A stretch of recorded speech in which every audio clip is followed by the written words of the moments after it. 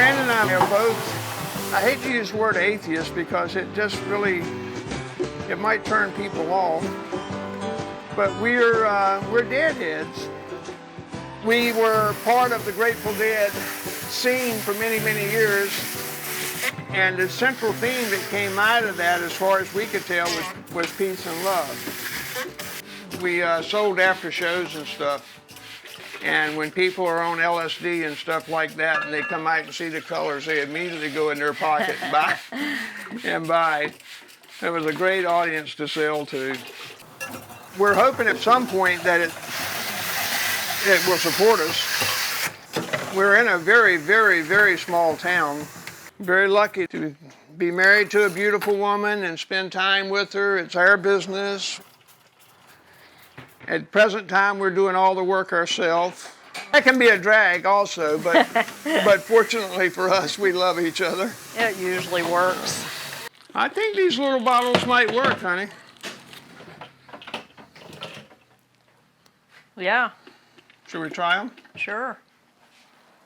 Yeah, about 10 years of my life, I was addicted to cocaine and alcohol and sex. And I had to give all that up before Fran and I got together. She wouldn't have gotten together with me if I was still doing that. But I pretty much blew my circuits. It took me a couple years in AA meetings, and I'm talking like 3, 4, or 5 meetings a day, 7 days a week. It took me a couple years to get back to where I'm at now. We have a nice home that's almost paid for. Here in Mendocino County, huge number of the people supplement their income by working in the pot industry. It's not the evil people once thought it was. Most of our pot growing is for ourselves. Oh, bummer. We work in a collective with other people, so it's not just for us. It is nice to see the buds forming. This field's going to be done early. Absolutely. Yeah, that one's first, no doubt. People talk about losing motivation if you smoke pot, never accomplishing anything in life. I started smoking when I was 17. You ready? Started drinking too, and I went overboard with both of them. I was a rebellious teenager. I still managed to graduate from college with a degree in math, go to grad school, get a master's in statistics, and have a 30-year career in statistics, and I never quit smoking. We do the clipping, put the pins and clothespins and paper clips and so forth in just over time as we have breaks during the day while we're working. We'll sit in the office and clip clothes constantly until we have a big enough collection to make it worth mixing up dyes. Each piece takes a while to clip, and there are always some surprises. Sometimes an accident just happens to work out really nice, and then that's one of our new techniques. We've been doing this for 19 years. We designed our own way of doing it. We're actually, even though it looks like we're just doing this haphazardly, we are doing it haphazardly, but we know that we're making a lot of lines and stuff that you don't see, but they're there. We need to get those. By coming in with him from one side and me from the other side, we can each see the white spots that the other one leaves and fill it in with another color. But we like the white that we leave, so we're not really trying to be perfect with that.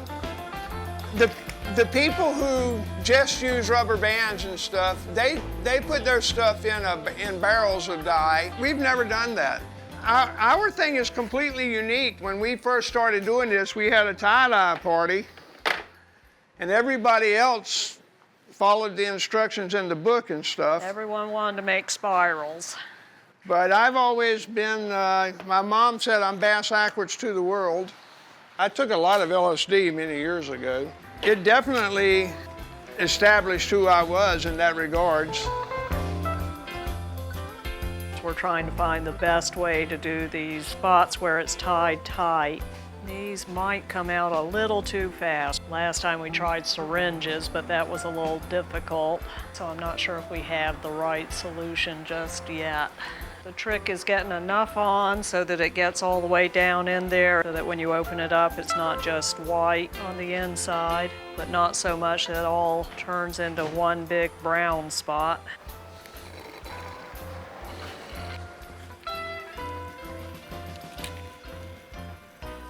My brother said I wasn't an artist many years ago.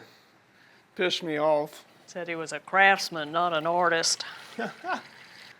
He didn't realize when I was saying I was an artist that an artist is somebody who can skate where there's no ice or no skates. And I'm that guy. We're both very spiritual. I started talking about the Grateful Dead before. I went to 1,000 Grateful Dead concerts. I started in 1969 at the Rose Palace in Pasadena, California. I was born in Pasadena. And I went to school there at Pasadena City College. I was vice president of the Student Senate. I was in the pep club. I was really the first person in my family went to college. My family was very, very, very poor. We got our ass kicked a lot, big time. My parents were both alcoholics. My stepfather abused my brother and I with physical attacks 2 or 3 times a week. And we pretty much, we got beat every day just about, but some of the beatings wasn't that bad. Some of them were horrible. The Grateful Dead thing is critical in my life because that's where my spirituality came from. I was full of hate and anger.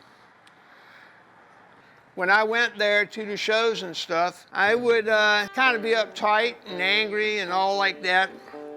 And when I came out of the show, I had a much greater appreciation of other people than prior to going into the show. I realized that the whole experience was love. Just being there with people and enjoying the music, and the music was just so overwhelming. Overwhelming.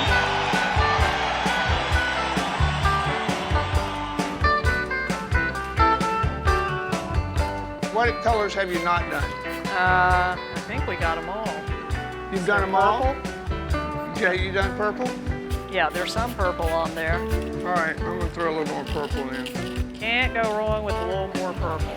Yep, that's Fanny's favorite color. That's right. The hard part here is knowing when to stop.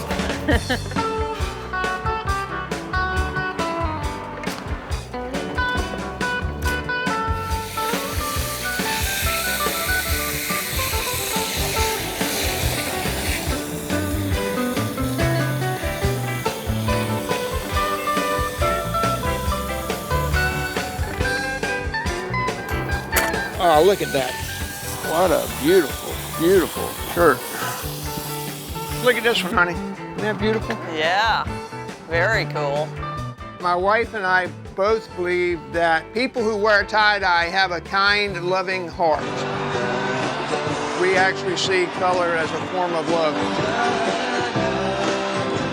Many, many, many times I've been stopped in the supermarket by older folks. I love your tie-dye. One thing us older folks don't lose is our appreciation of color, and we love it. Color represents love. Woo. Ooh, it really does.